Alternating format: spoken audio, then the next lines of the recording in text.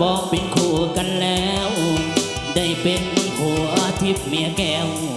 แน่แล้วเพื่อความสุขสันต์ขอกอบชีวิตจิตใจไว้อกเดียวกันตาก็สถานยึดมั่น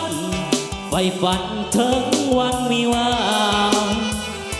พ่อแม่ญาติมิตรต่างคิดก็เติมเสริมสร้าง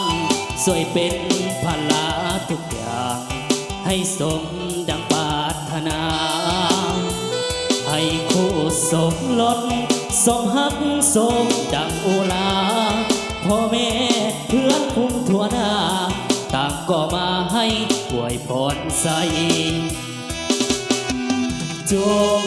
ขอหักให้ยืนยาวมาอย่าเปรพัน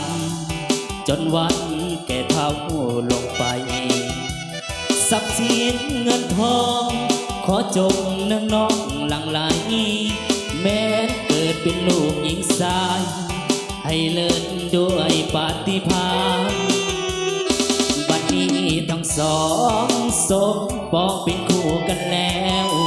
ได้เป็นผัวทิพย์เมียแก้ว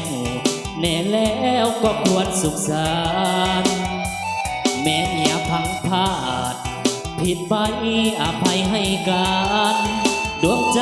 สองจงยืนมั่นต่อคำขวัญผัวเดียวมีเดียวเอาคอนเสิร์ตกับบ้านจากสาวเกี่ยวกันได้เด้อเกี่ยวเอาโศกเอาใส่เด้อ